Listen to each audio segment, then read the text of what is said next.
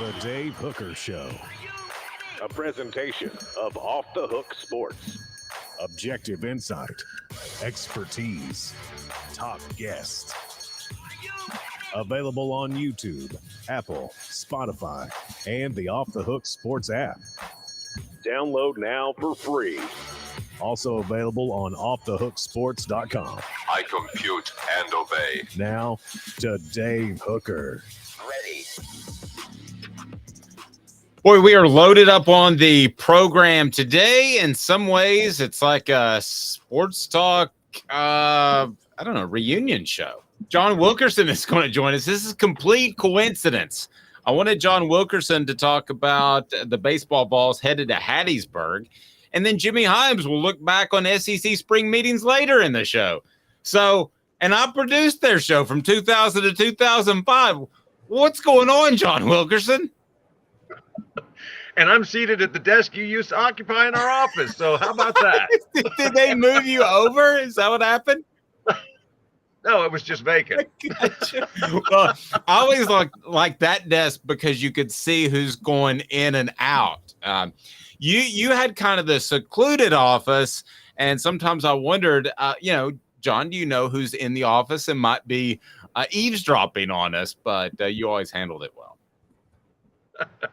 Yeah, so anyhow, it's great to join you, and I hope you guys are having a great day so far. Yes, we are. Go ahead and hit that like and subscribe button so we can bring more people into the program. John, of course, is the voice of the Diamond Vols and one of the best play-by-play guys in the biz, hands down. But John, I would like for you to take part, if you can, in a little thing that we call What the H. So let's get to that right now. What was he thinking? Release the hounds. The Dave Hooker Show. Keep cool. A presentation of offthehooksports.com. So, John, you know more about college baseball. You've forgotten more about college baseball than I will ever know. Why in the world, though, is this super in Hattiesburg instead of Knoxville? I had jumped to the conclusion that I thought it would just be in Knoxville if they advanced past Clemson. Why is it in Hattiesburg? Well, one, that's a really good question because I'm like you. I thought as Tennessee won its way and swept the field at Clemson, hosted by the number 4 national seed, Volunteers were in great standing to host for a third straight year in the super regional round. Now, both Southern Miss and Tennessee hosted last year. Both failed to advance to the College World Series. But I do think that there were a couple of things at play. You could point to the fact that Southern Miss had a stronger regular season as they swept both of their conference championships, regular season and their tournament. They happen to have a coach who's retiring, which is a big storyline.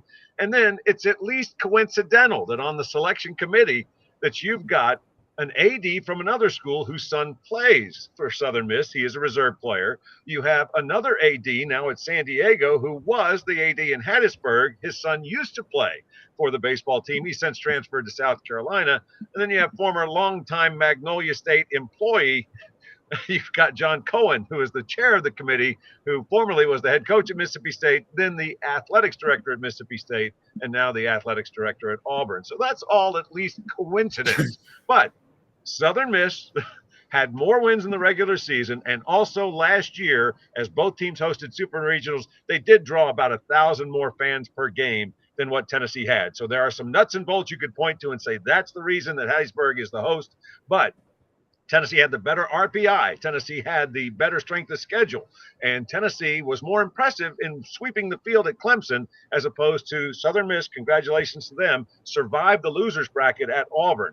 But I thought Tennessee, in the end, had at least as many boxes, if not more, checked than Southern Miss did. So I'm like you. I thought they'd be in Knoxville. So aside from the shenanigans, which you pointed out, and the connections and all that sort of thing, is Lindsey Nelson viewed as a positive or negative when they make these selections? Because the atmosphere I saw last year was insanely awesome.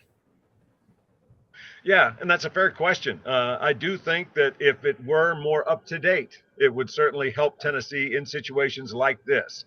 And I know that they're trying to be as rapid as possible when it comes to getting things updated. It's just that there's been the process of waiting for all the I's to get dotted and T's to get crossed when it comes to finally putting, as Danny White says, shovels into dirt. So it's going to be done in phases. It's not like you can just tear it down to its bones and then build it back out in one off season.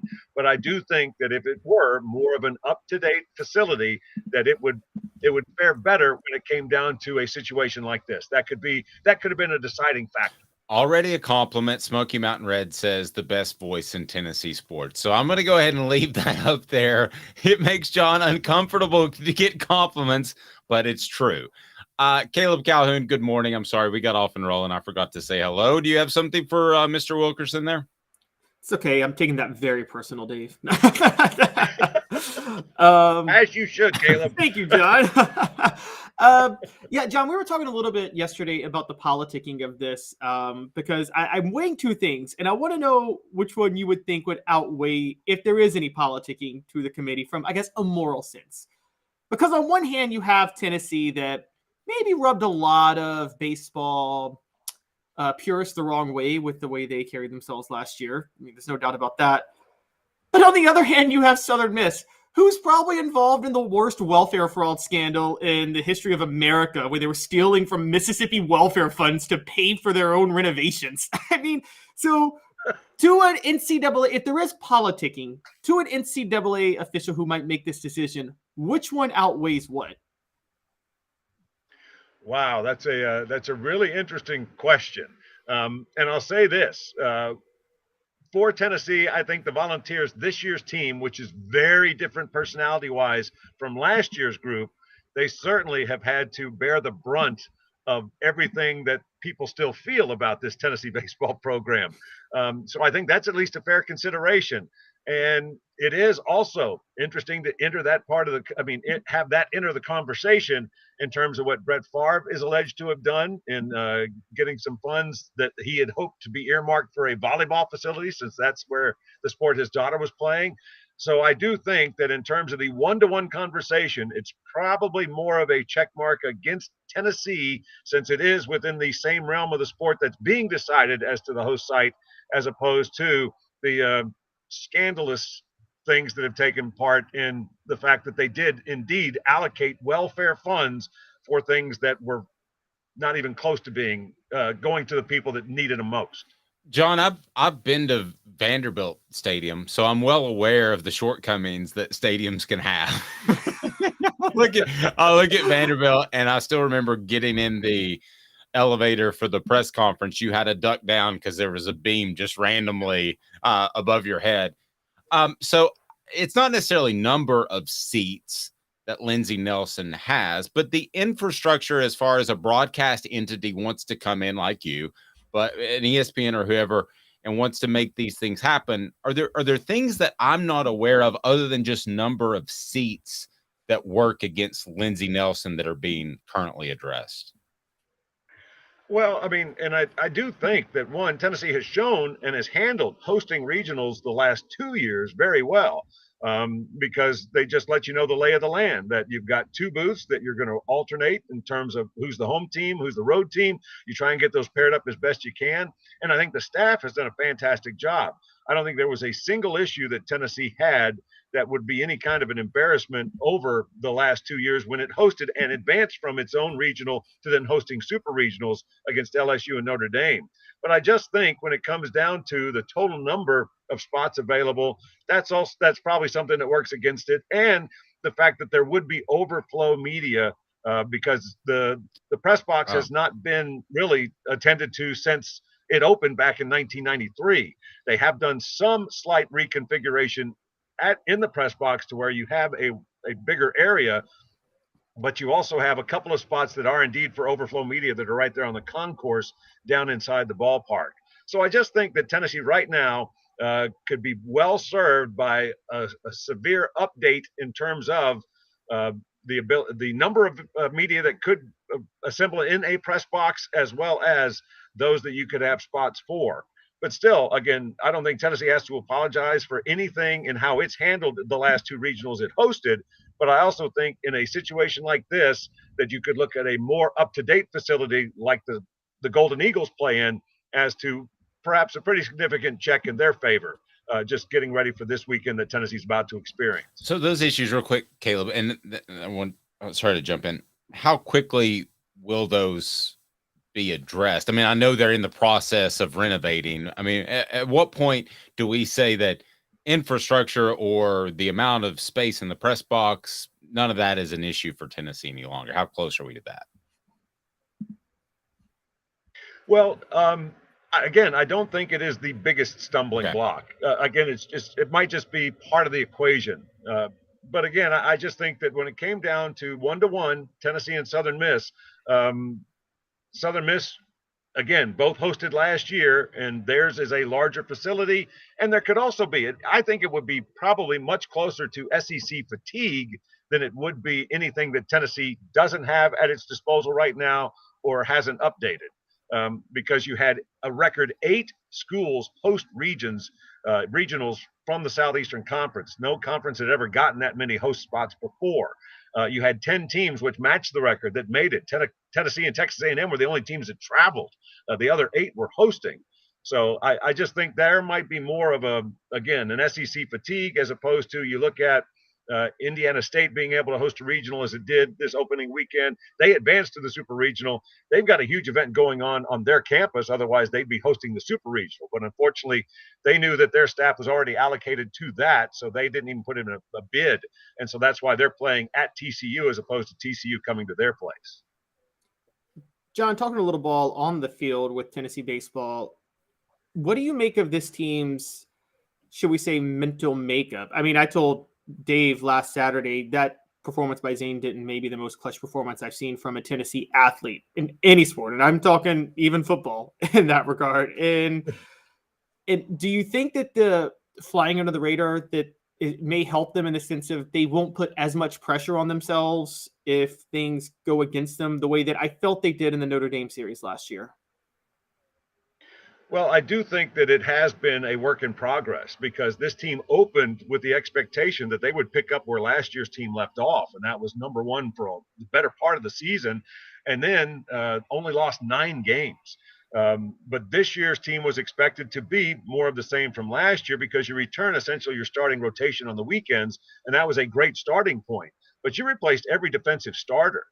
So you had 8 new starters in the lineup, and it took a little while for things to gel. In fact, it was when Tony Vitello put together his best lineup defensively that everybody kind of was able to catch their breath and start being, as Coach Vitello referred to, as the best version of themselves at the plate. That's when you saw the offense really start to kick in, and they put up some really good numbers. They've got the second most home runs of any Tennessee team, short only of last year's squad. So they've got 122 dingers this year. The pitching staff has not been as sound this year as it was last year, but I think part of that was because, again, you were rounding into shape with what you were able to do defensively.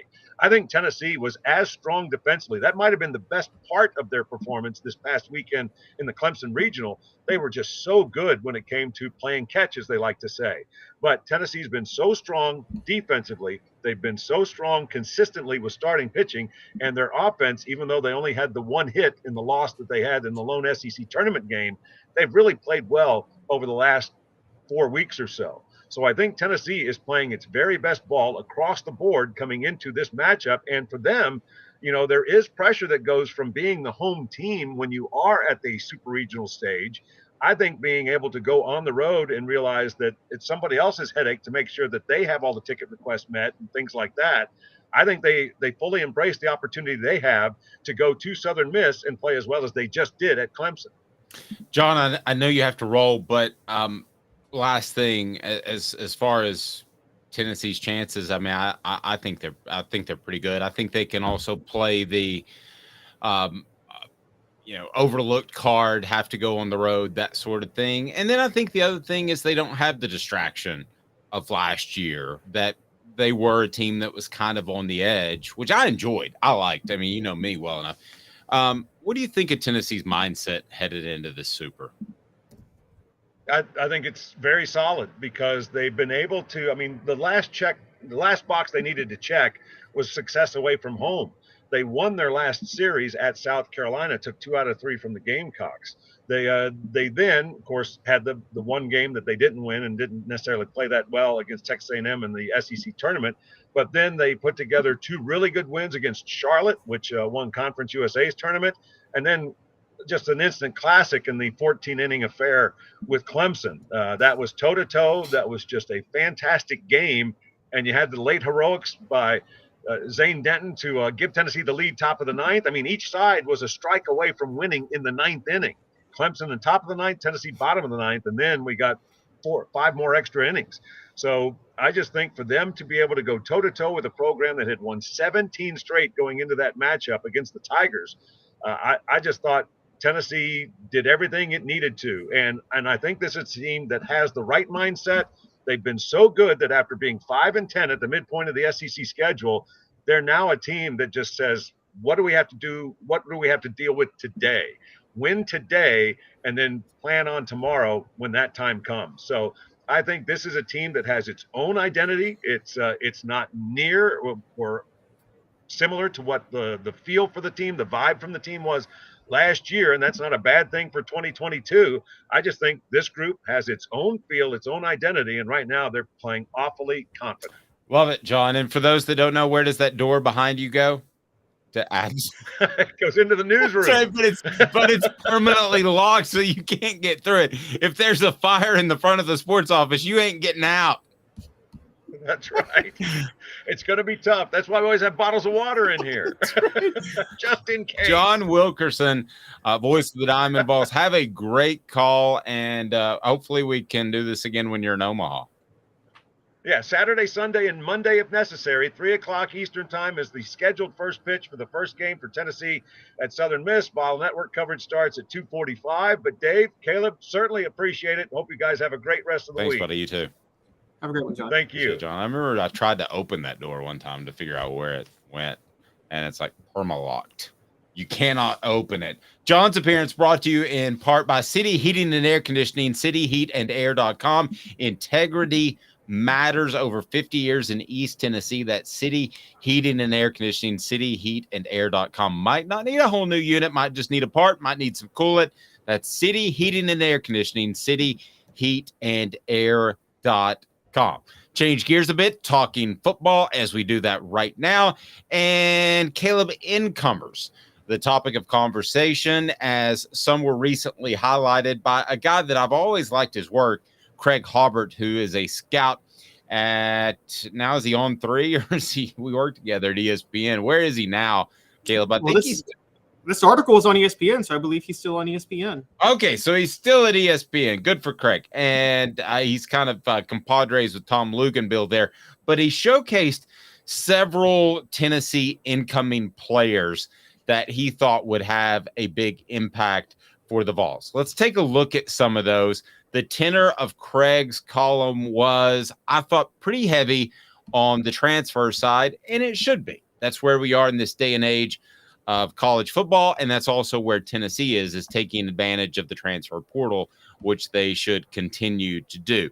What was your takeaway before we get to 4 downs, just in general, of Tennessee's incoming players and what Craig Hobart had to say? I have one specifically I want to get to, but first, what was your takeaway from that call? Honestly, my biggest takeaway was a good sign for Tennessee, which is that, yes, they're number 16. And for those who don't know, this is ranking the combination of your recruiting class plus your transfer class and who's going to have the most impact. I think being number 16 is a very good sign for Tennessee, only because, yes, there were 4 SEC teams ahead of them, but those SEC teams were Arkansas, Ole Miss, Auburn. Actually, excuse me, I think just 3 SEC teams. But the reason I bring that up is most of the teams you'll see on here were teams that were mediocre to bad last year and are just desperately trying to revamp their program. You don't see a lot of top 10 teams in the top 20 on here from last year because this is about looking for instant impact players. So for Tennessee to be in the top 20, having been in the top 10 last year, is a good sign. Now, that number 1 is USC, and they were top 10 last year, but they're not in the SEC. It honestly... The more I think about it, USC maybe more dangerous than I thought.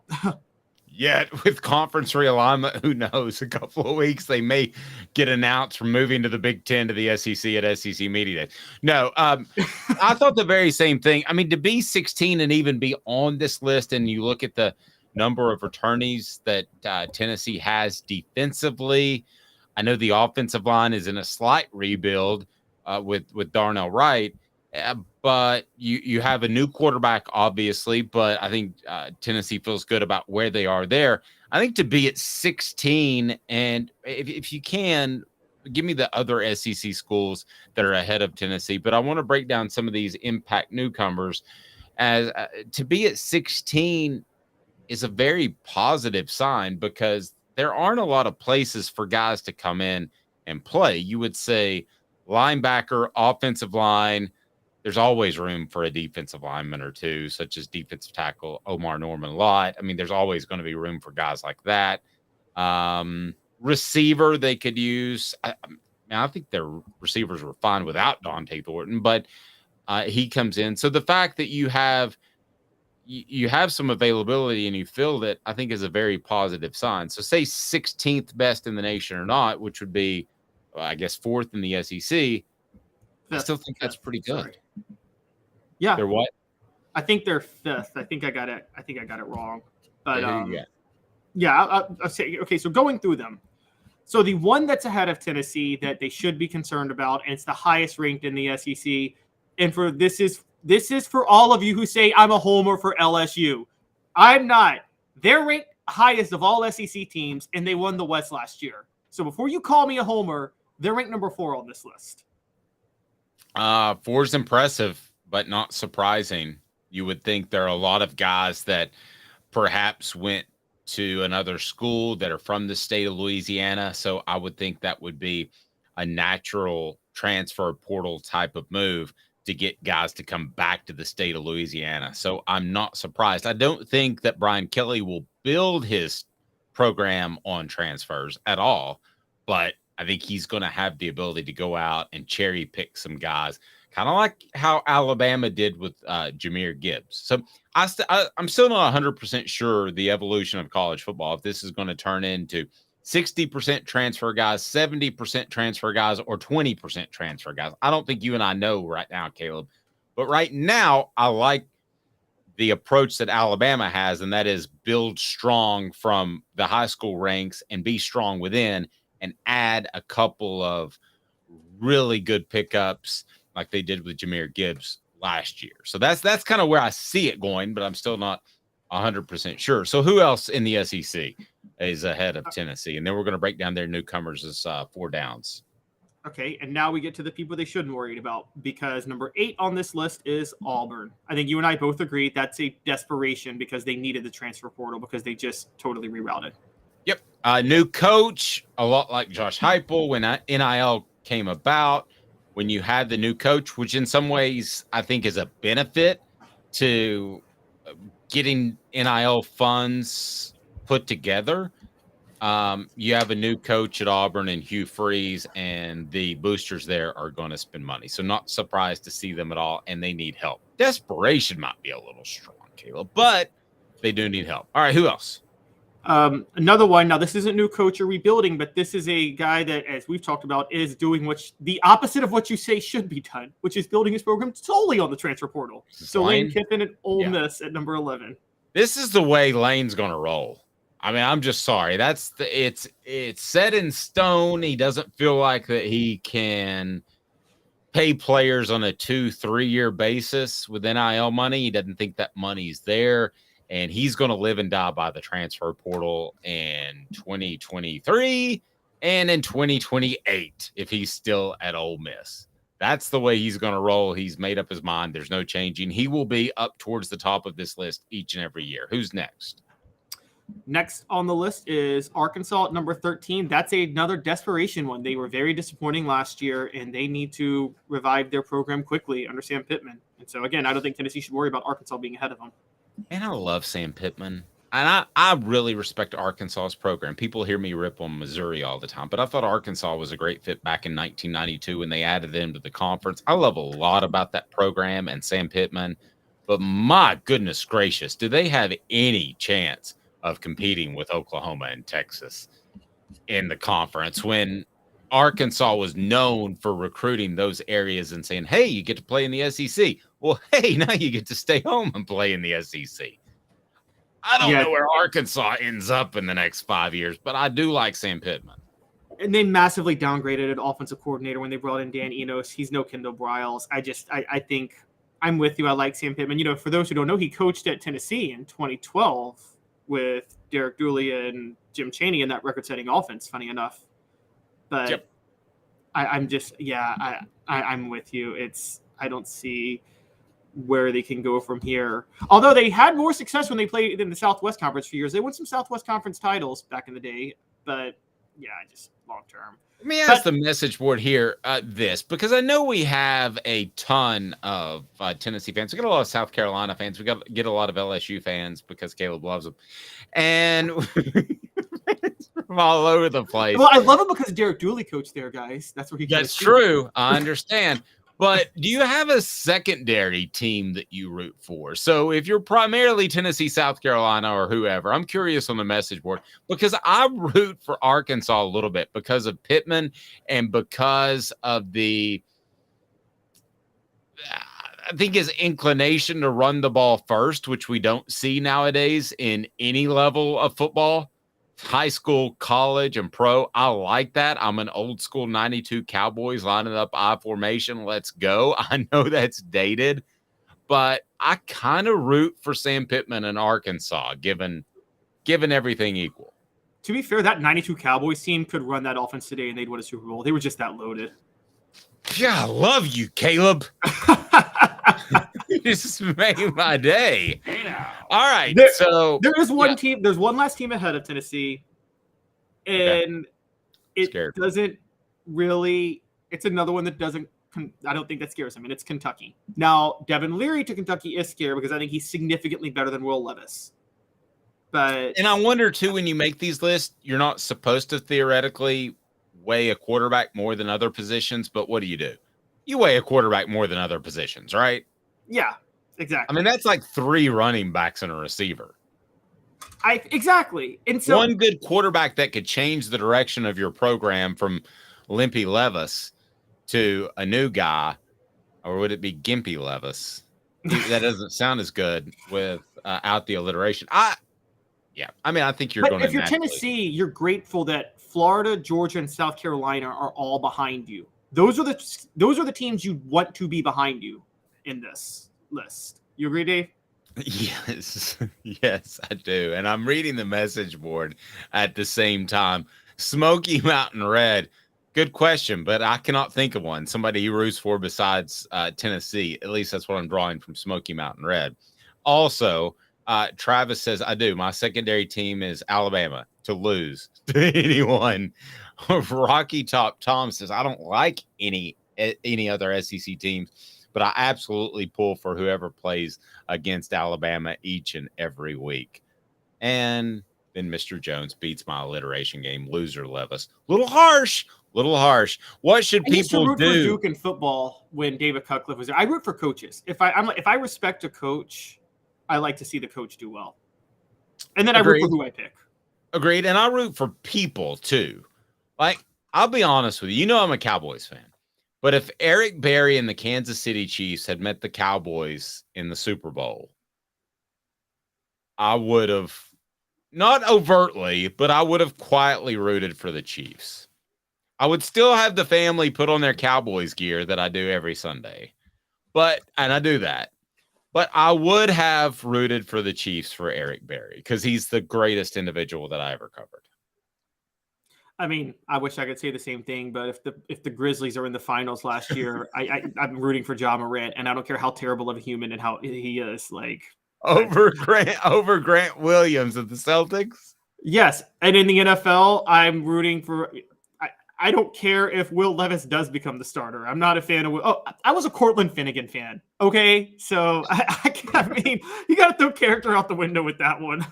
I didn't think we'd get a Cortland Finnegan shout out, but we did. All right, so let's break down Tennessee's incoming players and what Craig Hobart thinks of them of ESPN. We will do that in exactly 2 minutes, or roughly 2 minutes. With Caleb Calhoun, I'm Dave Hooker, Off the Hook Sports.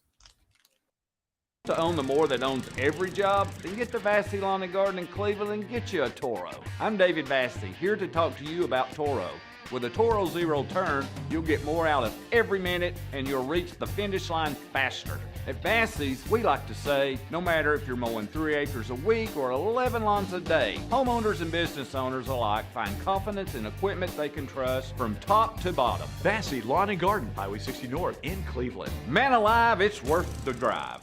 Hi, Mike Davis here with City Heating and Air, reminding you to always dare to compare. Our team provides quality local heating and air service, installation, and maintenance across East Tennessee. We use only the best equipment like American Standard heating and air conditioning for your residential, new construction, or commercial needs. Honesty, dependability, and customer satisfaction have been the cornerstones of our business since 1961. City Heat and Air. Dare to compare.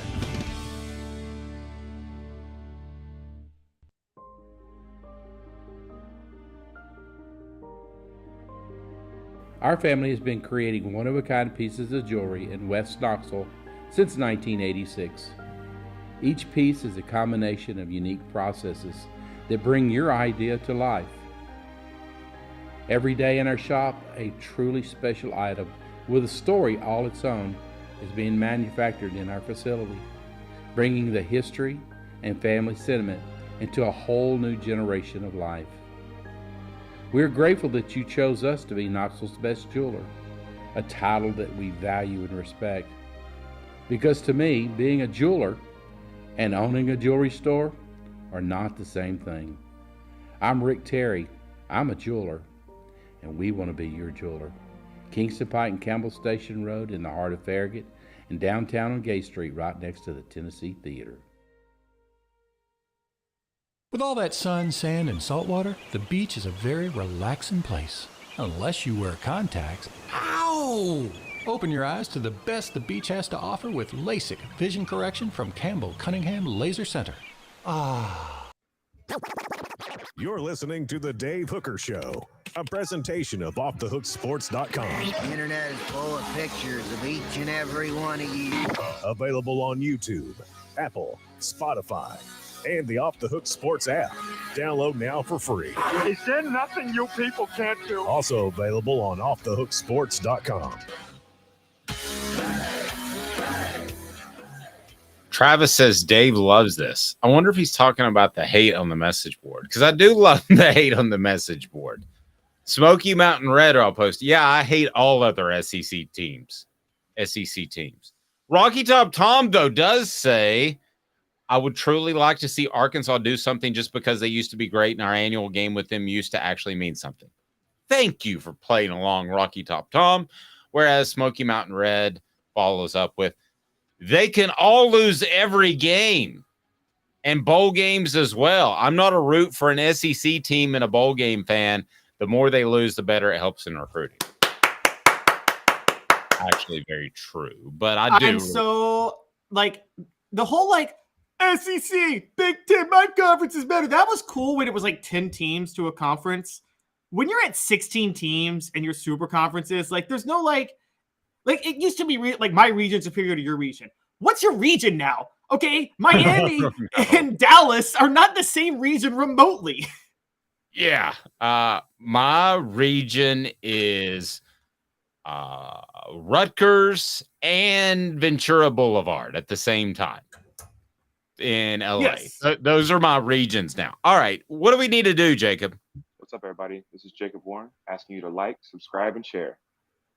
Dave needs this. He does. All right. 4 Downs is now, as we continue to talk about Tennessee and what they brought in this particular class via breakdown with Craig Hobart of ESPN, who quite a good job, if I do say so myself. 4 Downs now is brought to you by Craft Treats. CraftTreats.com for more.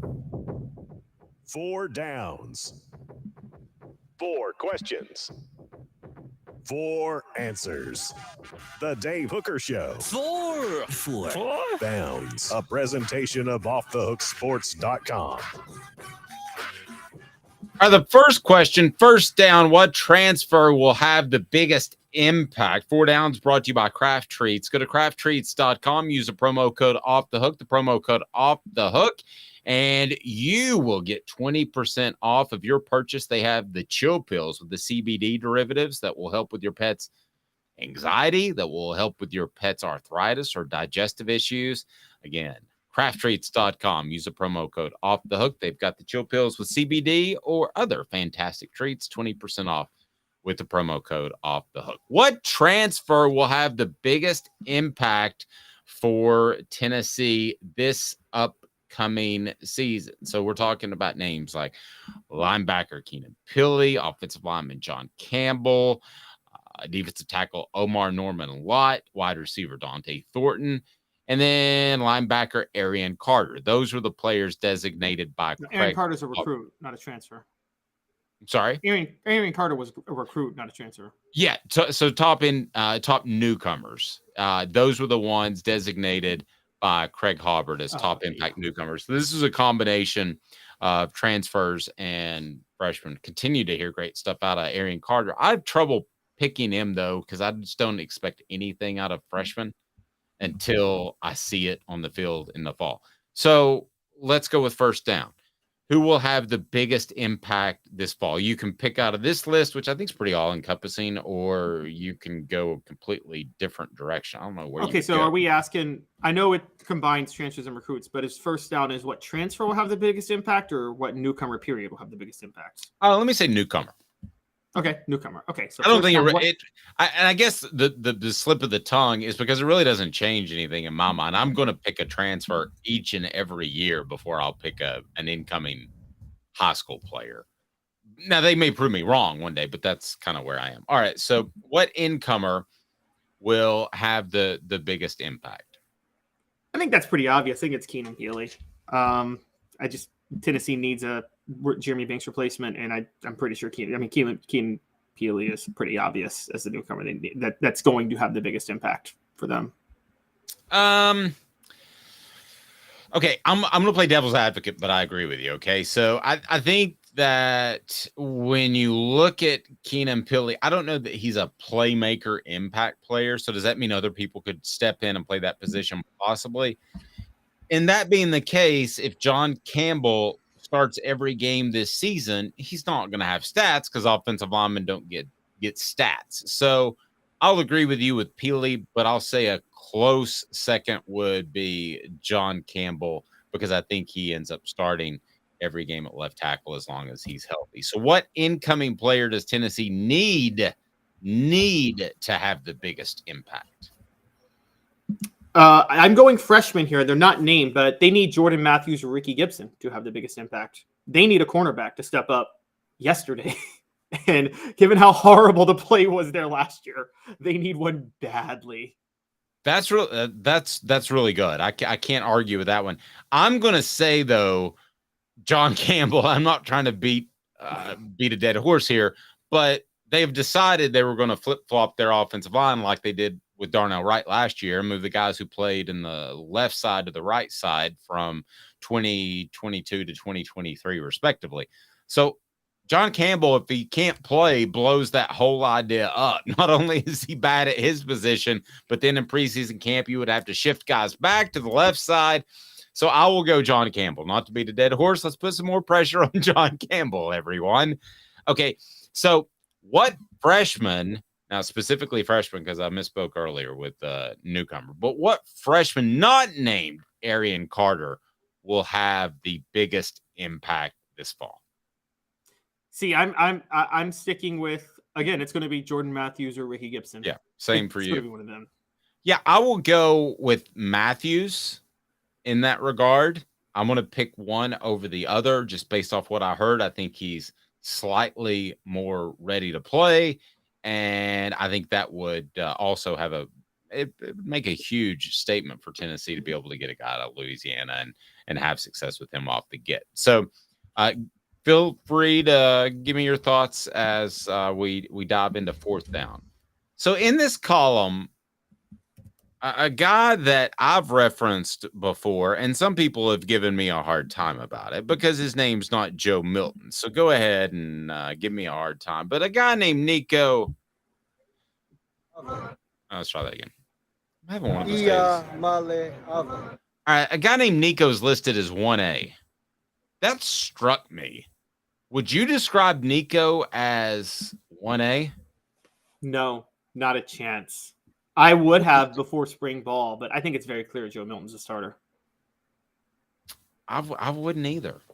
I as much as I like this column, I wouldn't go 1A. I think that he's 2. I think he's a solid 2 because Gaston Moore is a solid 3. But yeah, I don't think there's a competition there. Now, we may come to a point, just like with the first year with Hooker and Milton, that we say there should have been a competition. But I don't get any sense that Tennessee is vacillating on its quarterbacks. Another note, name we didn't mention, Ethan Davis, and that's a pretty good one.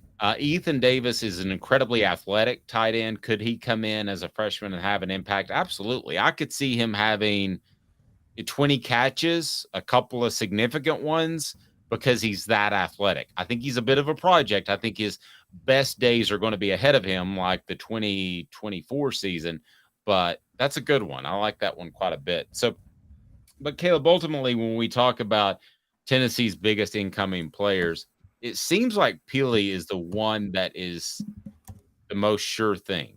And that was your pick for biggest impact. So, yeah, I think Keeley seems like the easy one. Peely's the definitely the easiest one. He's a clear cut. He's already a starter. Gabe Giuliani is possible because I think Gabe Giuliani, we talked about he's going to play. We just don't know where yet. But he's going to play somewhere in the secondary, but he's not going to start anywhere. We know Peely's going to start. Nope. I agree. All right, let's get to today's tough question. Today's tough question brought to you by the one, the only Andy Mason, AndyMasonRealEstate.com. Today's tough question is now. Today's tough question. Take a side. Take a stand. The Dave Hooker Show, a presentation of offthehooksports.com. All right, Caleb. Tennessee's greatest win against the 10 winningest coaches in Division One. The 10 winningest coaches they beat. They beat. Tennessee's biggest win against those coaches. Winningest doesn't sound like a word. Never has, never will to me, but it is indeed a word. Caleb, give me a rundown of Tennessee's wins against D1 coaches that are the winningest coaches currently. And it's brought to you by Andy Mason, AndyMasonRealEstate.com. Save you thousands or tens of thousands. AndyMasonRealEstate.com has over 40 years of experience in the real estate biz in his office. Andy's phenomenal. Go to AndyMasonRealEstate.com. I'm about to make a move. And who do I call first? Andy Mason. Realestate.com. Call Andy Mason. We'll take care of you. All right. So the top 10 winningest coaches that Tennessee has beaten, are these current coaches or all-time coaches? All-time coaches. These are smoky hot takes coming at you. All right. Some smoky hot takes. I'm going to say that Tom Osborne is not on this list. Nope. Tom Osborne's not on this list. And guess what? Neither is Bill Snyder. Neither is Bill Snyder. Nice. Even though Tennessee played both of them. So, all right. So, what do we got? All right. So, we got the first, and this is the only coach on here not at 200 wins yet, number 10, but he's going to get to 200 wins this year. And it would be a guy by the name of Kurt Ferenz at Iowa. Tennessee beat him in the Tax Slayer Bowl, Butch Jones' second year, 45-28. That's their only win. So, it's obviously their best win against this coach, and that's really not that standout of a win. Yeah. Beating Iowa in anything is I don't know, about as sexy as a Yugo back in the day. What else we got? All right, so Vince Dooley. Tennessee beat Vince Dooley only twice in 1969 and 1972. The 69 game decided the SEC championship, though, so I think it's obvious that's the best win against Vince Dooley. Okay, so now we got Vince Dooley number 1. Who's next? All right, so right after that, is this going back to Iowa. Is this a countdown on your behalf, or is this just you're throwing them at me and I'm playing off of them? Kind of a countdown. I'm throwing them at you too. So, some are obvious. Put it that way. Live workshopping smoky hot takes. Here we go. All right, who else?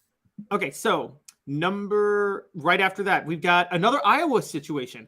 A guy named Hayden Fry coached at Iowa in the 80s and SMU in the 70s. Tennessee beat Iowa to open the 1987 season in East Rutherford, New Jersey. Now, for those who don't know, that was a very significant game because that was the start of Doug Dickey scheduling these neutral site games across the country for national television exposure that really helped Tennessee recruit in the 90s. Hayden Fry, do you remember the show Coach? I do not. With Craig T. Nelson? Nope. Roughly based off of him. Really? Yes. You need to look that up. I'm gonna say we can do better than that. I believe you can do better than that. Here we go. Oh, we can. Yeah. We can do better than this one too, but it's still a good one. 1994 to close out the difficult 94 season. Frank Beamer, Tennessee beat Virginia Tech that year in the Gator Bowl. And for those who don't know, that game was in the swamp because they had to move it because of construction in Jacksonville. Yeah, we got to do better than Beamer. Come on. Oh, well, okay. All right. Here comes. Point? Wait. That's just the first half. The good stuff is coming, man. I'm ready. Smoky Mountain Red says the historian in Caleb is coming out today in full force. He's even got bowl relocation sites in this segment. All right, go ahead. So, what we got? All right. So, 1971 and 1972, Tennessee beat Joe Paterno when Penn State was number 5 and number 6, respectively. The better win was in 1971. That was in December of that year. Tennessee was number 12. Penn State was undefeated at number 5, and Tennessee ended up being Penn State's only loss that year. I'm going to bet we do significantly better than that. All right. We're still going. There's a guy named after an animal that resided in Tuscaloosa, and another guy that had a sharp wit like a... Wait, we're getting there. Yeah, like a predatorial... I don't know. Like a crocodile, but not. Another guy whose last name sounds very much like the nickname for Lucifer if you change one letter. We'll get to that one too. But and he's also still coaching. Okay, go ahead. Okay, so another legendary coach, man by the name of Lou Holtz. Now, Tennessee won 6 straight against Lou Holtz in 99 to 2004, but as I'm sure Dave knows, that's not Tennessee's most legendary win over Lou Holtz. Not Lou Holtz because he berated me after an interview one time. So they beat Lou Holtz. Yeah. But it was the 1991 Miracle at South Bend. Come on, I'm not there. Okay, well, that's the one. Yeah, that's the one. No, forget 99 to 2004. None of those matter. No. Well, forget the rest of your list. I mean, that's the one. If it's Lou Holtz and it's the Miracle at South Bend, how are you going to top that, Caleb? So wait, you're saying we can do better, we can do better, we can do better. Now you're like, how are you going to top that? Yeah, I'm digging my heels in. Okay, wait. Some of those guys on those teams are watching and I don't dig my heels in, then I'm going to be in trouble with the Mike Stoles of the world. All right, I'll top this. You know, there's this guy by the name of Steve Spurrier. Yes. That Tennessee beat in 1989, 1990, 1992, 1988, 2006, 2007, 2009, 2013, 2014. But I'm going not 1998, but 2001. I would go 2001 too because he hung it up after that. Yes, Tennessee forced him to resign from Florida. And that is a close second to the Holtz Miracle at South Bend. Okay. Okay. Well, I still think I'm about to top the Holtz Miracle, but all right. There's one is not. Oh wait, you got Bobby Bowden. Yeah, I've got Bobby Bowden. 99 Florida State. Well, that's a national championship. That's going to be tough to top. All right. Finish your list. There's 2 more, and these are the 2 debatable ones. Okay. Actually, no, one's not debatable. One's not debatable at all. Spurrier was more debatable. Tennessee's beaten Nick Saban twice. Geez, I wonder which one was the most memorable win. I think it's very recent. I think it'd be last year, yeah, for sure. All right, yeah. So we got a Saban one in there. What else we got? Okay, now here's where the debate comes. Tennessee beat Bear Bryant quite a few times. Yes. Now Dave, who is biased to his era, and when he watched, might say, you probably remember 82 Alabama, right? Or were you a little too young? No, I was 8. Okay, I remember some things at 8. I was 8 when Memphis beat Tennessee. I remember it. No, I don't remember. I remember the catch by Dwight Clark, but I don't remember. That was an 80, but I don't remember 82, the Tennessee Alabama. Okay, well, that's what everybody would say for Tennessee beating Alabama for Tennessee's best win versus Bear Bryant. Well, last year's win was bigger. Yes, and that's not Tennessee's best win versus Bear Bryant. Okay. Well, any win over Bear Bryant is going to be topped by the win last year because the duration is going to be roughly as long, and this was a bigger upset. And for a number of reasons, I don't see any of the Bear wins being bigger than last year. No, I don't. I'm not using recency bias. I hope you know that. I'm with you on that. But here's the thing: none of the Bear wins. Tennessee's best win against Bear Bryant was not even when he was at Alabama. It was when he was at Kentucky. 1950. Kentucky still claims a national championship from that year, even though they lost to Tennessee. They went undefeated. They're going to play Tennessee in Knoxville. Tennessee is the better team. Kentucky's the better team, clearly the better team. And the day before the game, the worst blizzard in the history of the Appalachians hits. And Tennessee, knowing Kentucky was the better team, decides to not shovel the field for the game. There's 13 turnovers in the game combined. Tennessee wins 7-0. Tennessee goes on to win the national title. Biggest win by far ever against Bear Bryant. Pretty big. All right, what else we got?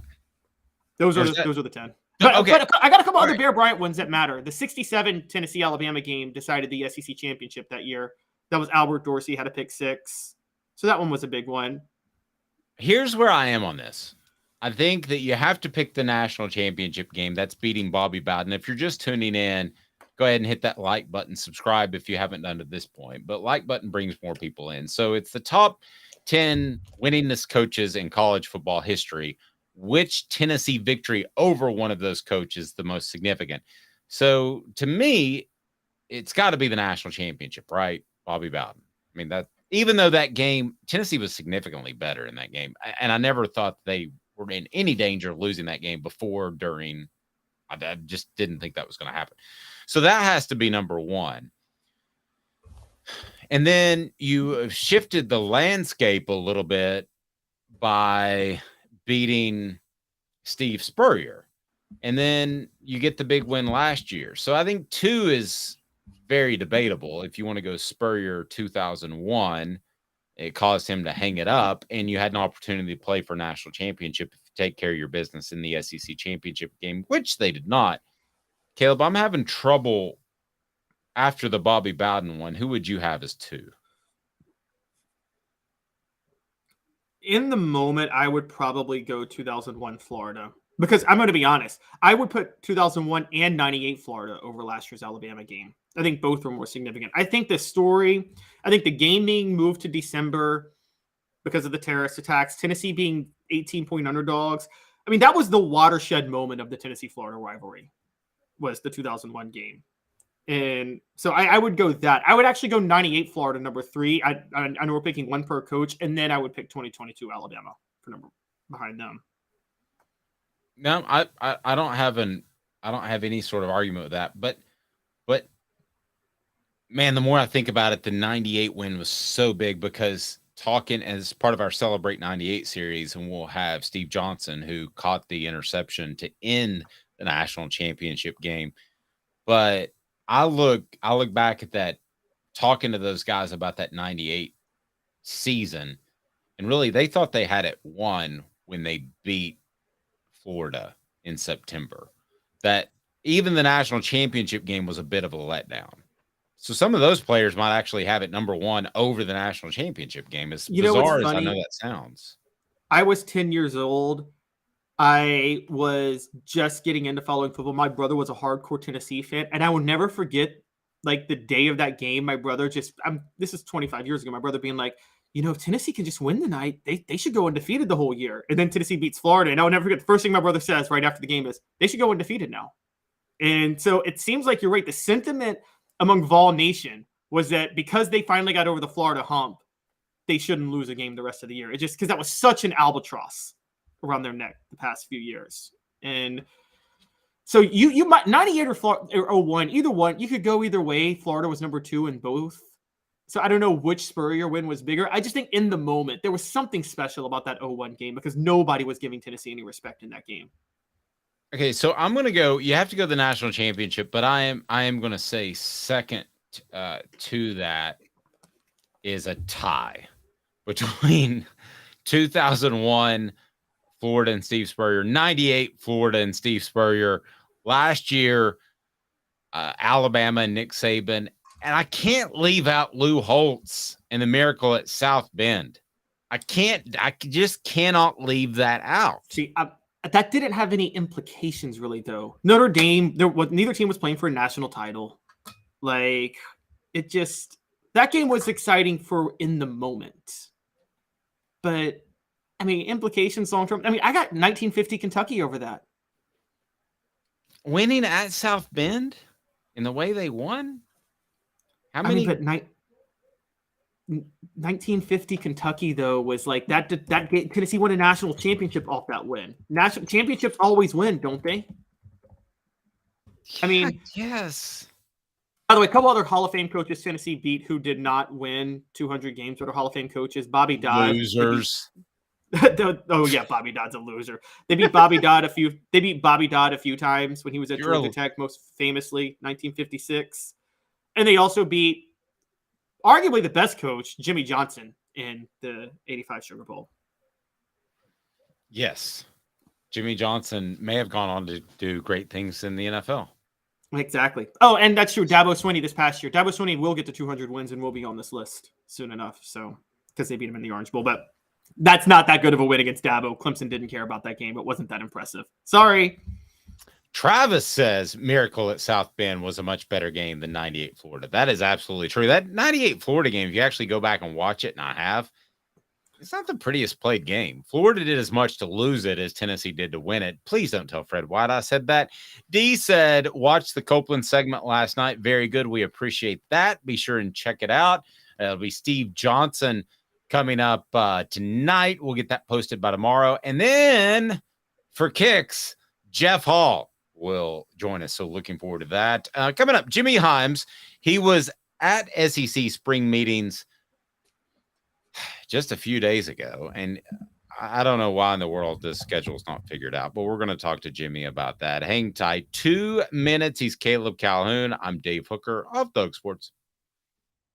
Family has been creating jewelry since 1986. Each piece unique with a story all its own. I'm Rick Terry with Rick Terry Jewelry Designs. I'm a jeweler, and I want to be your jeweler. We're grateful that you chose us to be Knoxville's best jeweler. My family and staff look forward to serving you.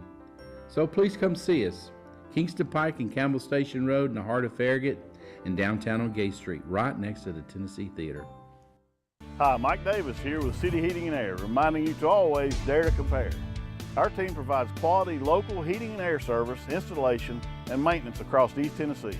We use only the best equipment like American Standard heating and air conditioning for your residential, new construction, or commercial needs. Honesty, dependability, and customer satisfaction have been the cornerstones of our business since 1961. City Heat and Air. Dare to compare. With all that sun, sand, and salt water, the beach is a very relaxing place. Unless you wear contacts. Ow! Open your eyes to the best the beach has to offer with LASIK vision correction from Campbell Cunningham Laser Center. Ah. Do you want to own the more that owns every job? Then get to Vassy Lawn and Garden in Cleveland and get you a Toro. I'm David Vassy, here to talk to you about Toro. With a Toro Zero Turn, you'll get more out of every minute and you'll reach the finish line faster. At Vassy's, we like to say, no matter if you're mowing 3 acres a week or 11 lawns a day, homeowners and business owners alike find confidence in equipment they can trust from top to bottom. Vassy Lawn and Garden, Highway 60 North in Cleveland. Man alive, it's worth the drive. These mountains hold and defend a spirit far better than moonshine. A drink that holds flavor that becomes necessity. A hard cider made and relished by folk who are as hearty as they are legend. A refreshment that can only be found in one place. With a taste that makes you say, give me 3 bottles of the good stuff. Tennessee Cider Company, where necessity can be found. Objective coverage. Hey, that's new. If we get caught, we're going to jail. The Dave Hooker Show, a presentation of Off the Hook Sports. YouTube, Apple, Spotify, and the free Off the Hook Sports app. I'm going to need to see some identification. Back to Dave Hooker. All right, here we go. Joined by a very special guest. I want to get right to it. It is Jimmy Hyams, formerly of the Sports Animal. I don't know. How do I introduce you now, Jimmy? It's just the man. How's that? Just a former. Former. Okay. I'm not growing any crops. I'm not a farmer, but a former. I got you. Former sports writer, former sportscaster. Yes. Well, and coincidentally, to talk baseball, we had John on earlier today. So it's like a reunion. Maybe I should give Dave Nathan a call. There you go. And I'm sure he's got some lamp that he would be willing to sell you. You know what I'm talking about, right? Yes, I do. All right. So I want to get right into this because I just thought the flow of news was so interesting last week at SEC spring meetings. You have Greg Sankey come out and says, we want to get this taken care of, this schedule thing, and we want it to be 9. And you never set those expectations out there. I would have told him that on Monday, but he did. And then they basically got nothing done. So what in the world happened in Destin? Is everybody just boozing it up on the beach? They just had well, no, they don't do that. I'll say that. That's those meetings are they go around the clock. So they just couldn't make an agreement on stuff. They had different opinions. I am convinced that on Monday, Greg Sankey thought he had enough votes to go to a 9-game schedule. But Nick Saban, I strongly believe publicly because I asked him, because he didn't like the 3 permanent opponents that he saw Alabama was going to get. To which Greg Sankey said, we're not playing a 3-game schedule. There's 6 other games you can play. So also you had some folks that wanted more money. If they're going to go to 9 games, they wanted ESPN to pony up and pay a little bit more money. ESPN was not willing to do that yet. Also, there were the playoff implications. If you're a 2-loss SEC team, you're probably going to get into a 12-team playoff, right? But what if you got 3 losses? What happens then? So that was a concern about the SEC beating up on each other. So those are some of the factors. Another factor is there's some schools that want to get to 6 wins. They want to get to a bowl game. And so that was another issue with why they had a split. I think Sankey went in thinking he had the votes. The last vote I heard was 9-5 against going to the 9-game schedule against the 6-3 model. Now they're going to revisit it, and I've heard people say they're going to revisit it next year. No, they're going to revisit it soon. They will have this hammered out, I believe, before the end of this year about what they're going to do. Dave, I think they're going to go to 9, but the thing that really, I'll say that ticked off Sankey was when he heard responses from coaches and athletic directors saying, we don't have enough information to form a decision. And he said, one more piece of paper is going to make a difference. So I think he felt like plenty of information was out there. Plenty of things were told about what was on the table, but he just couldn't get the votes at this point. Portions of the program brought to you by Vassy Lawn and Garden. Man alive, it's worth the drive with their buying power in Cleveland, Tennessee. Come from Nashville, Knoxville, or Chattanooga for your industrial and commercial mower needs. Toro, count on it. So, Jimmy, when it's all said and done, was Saban the ultimate deciding factor on the things that you mentioned with those 3 factors? I think we might be breaking up a little bit with Jimmy. I think we've lost him. Yeah. Let's see if we can we'll try to get Jimmy back here. So that is interesting to me that there's a potential. Okay. So I think we got Jimmy back. All right. Jimmy's back and he looks clear. So we're good. Of those 3 issues that you gave me of why they didn't get the schedule done, where would you rank Saban? It sounds like maybe he was ultimately the fly in the ointment.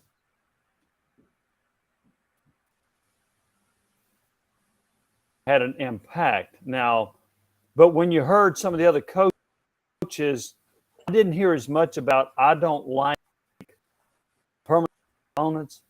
I heard other I think a strong argument was we want more money from ESPN. The president came out and said that, and the feeling was if ESPN ponied up and paid more money, not exactly what that amount would be, I don't know. But if they ponied up, I think we'd be looking at a 9-game schedule right now.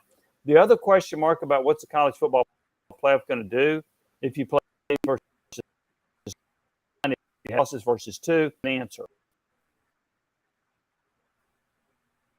Those two way the Saban night.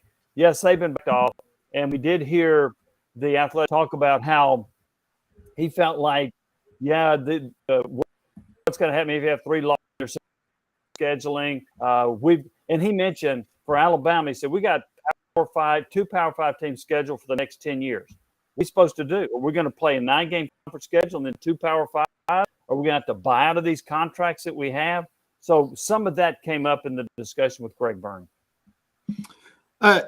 Jimmy, it's funny you brought up the ESPN thing. Dave's probably going to kill me because I'm probably going to accidentally get like our SEC Media Days credentials like revoked in a couple of years. But awesome. I have been very critical of Greg Sankey, and I think there's been a little bit of Emperor has no clothes where we just because SEC leadership's been so good for so long, we just trust everything going on. But isn't it a bad look for Greg Sankey that, one, he did negotiate an ESPN deal that he was very clearly underpaid for? You look at the Big Ten now, they get more than twice as much money than the SEC, even though the SEC has a way better brand for their 16 teams, given the revenue they generate. And then he can't keep his troops together for this 9-game SEC schedule that he thought he had. Mm-hmm. I mean, how bad of a look is this for Greg Sankey? Oh, we lost. Did we lose him again? I think let's work on Jimmy. Bring that up because that was there you go, Jimmy. We got you now. The other day, the feeling was, well, if Mike's way, Kramer had been the commissioner, he'd have gotten his way. Slive had a way of convincing you to come on his side of the argument. Idea. He was really good at that. But Sankey was unable to get this done. The other thing about the contract up, not only is the Big Ten getting more money, they've got a 7-year deal, so they can renegotiate in years. The SEC deal, and then increase it when I do. It's not.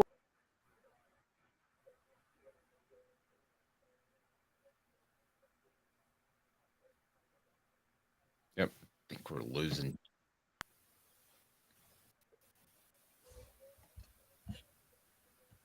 Jimmy, I think we're having some connection issues for some reason, but great job as always. I find it very interesting that Nick Saban at least pushed maybe the movement towards not having a permanent schedule.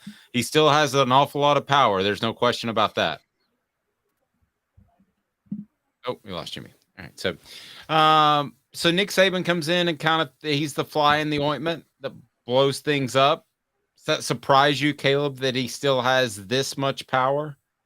No, but I heard some of the words Jimmy Hyams was bringing in there, and he brought a great point. I think he has that power because Greg Sankey doesn't have doesn't lead with an iron fist the way Mike Slive and Roy Kramer did. I didn't even think about what Jimmy said, but yeah, a 10-year deal for $3 billion, and the Big Ten can renegotiate from their 7-year deal. Their deal, which is worth way more in 7 years. I didn't even think about that. The SEC could be locked in this bad deal when the Big Ten doubles on their $7 billion deal. I'm sorry. Like, Kevin Warren and the new Big Ten commissioner and Jim Delaney, they've just been much more competent, and they've just been smarter than the SEC. They are. They've just been smarter. Agreed. Let's see if we can get Jimmy back. Jimmy, I think we got you back. I do find it interesting that Saban still has that much power, even though you could argue he's not the ahead of the preeminent program in the SEC right now that Kirby Smart is. So I'm sorry, I didn't hear it. When still having a lot of power. Was that your comment? Yes. Yes. Yes. I don't know I'm not sure if I feel like he had as much influence on this scheduling situation as you do. Because I think the other factors, again, I didn't hear any other coach talk about what Saban did, and that was, I don't like permanent opponents. I'm talking about from the SEC meetings. Now, maybe they got fine with when he said do this, behind closed doors. But he was the one that was the most vocal that I heard about the permanent opponents. Why? And you can schedule around that. It's funny that one of the beat writers at Alabama told me, not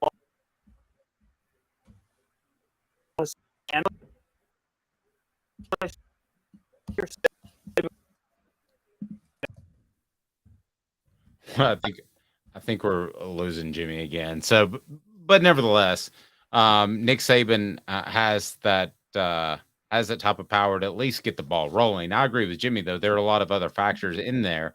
And I'm just a little surprised, Jimmy. I guess I'm a little surprised. We'll bring Jimmy back in here. I'm a little surprised that ultimately it didn't get done. I think we lost Jimmy again. Jimmy, we'll reconnect at another time. My apologies. I'm not sure what's going on there. Kirby Smart, though, by the way, saying that finishing second in the SEC is a trap game. Caleb, your thoughts on Kirby Smart saying that and why? So this is talking going down the road in 2024 when the SEC gets rid of the divisions and the college football playoff expands to 12 teams.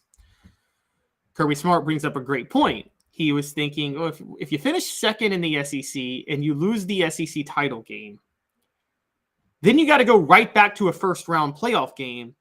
Well, then you were better off being the third team in the SEC and having had the rest and played in the first-round playoff game.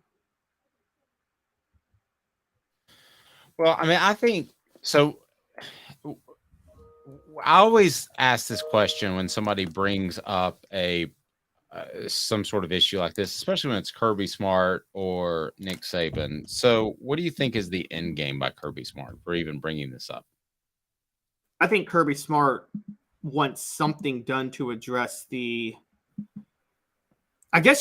lack of incentive that you might have for playing for the SEC title.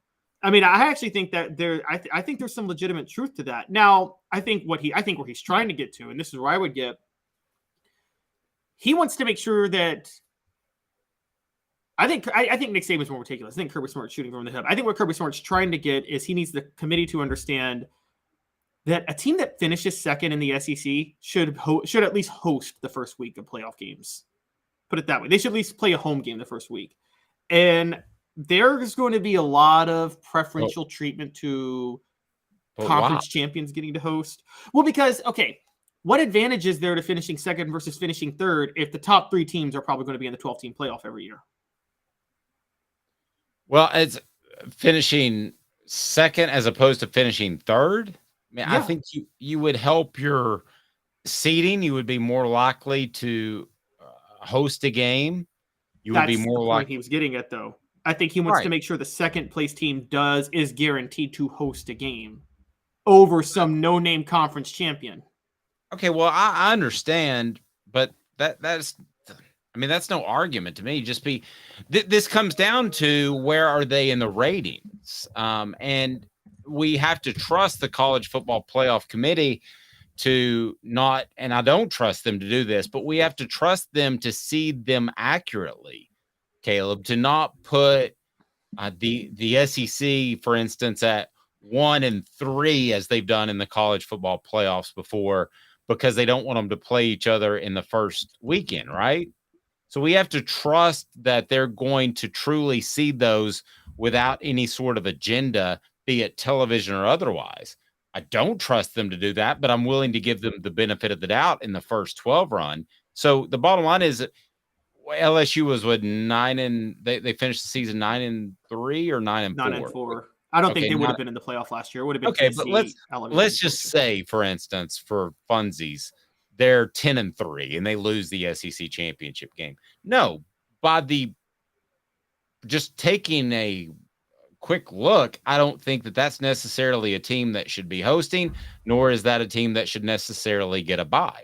It depends what every other team did.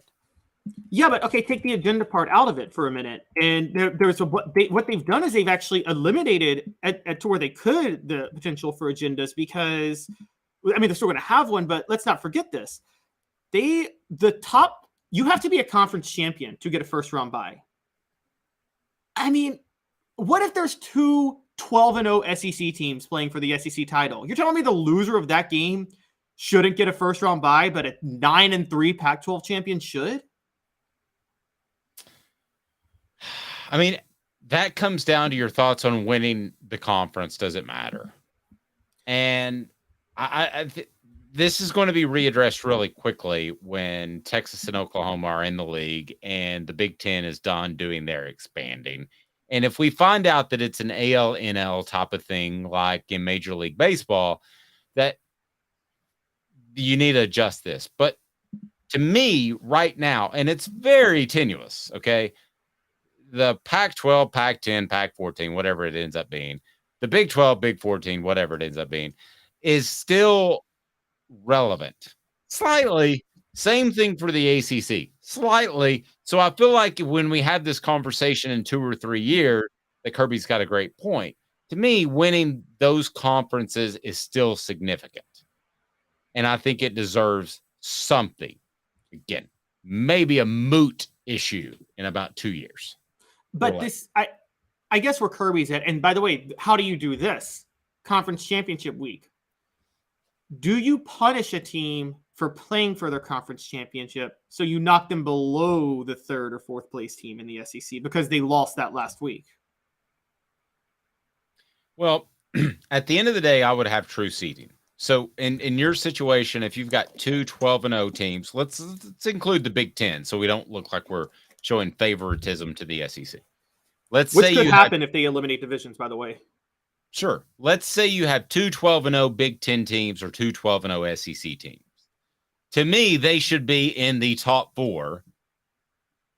All things considered, unless you've got 14 other 12-0 teams, which you're not going to have, that they should be in the top 4. They certainly should be in the top 6. But they should certainly host. I don't have any problem with that. If you actually do want to arrange in that order, Caleb, I think they're hoping to keep these conferences alive. So I feel like we're almost having a conversation with somebody that's about to pass away and what to do with their will. Yeah, you want to pay them proper respect, but I feel like this is going to take care of itself in a matter of time. It's the worst analogy I've ever made. Caleb. Okay, but when that happens, when it becomes AL-NL, just add a game to the schedule and get rid of conference championship games. I guess that's what I meant. Just look, it's good for money and it's fun, but it's imagine if this was the NFL, okay, and you had like the top 2 teams play for the division championship, like before the wild card round of the playoffs. That would be horrible. Like it would. So I don't think this is. Rocky Top Tom says that's a great analogy. My death analogy. Very Kevorkian of me. I mean, yeah. Okay. So let's argue this for a second.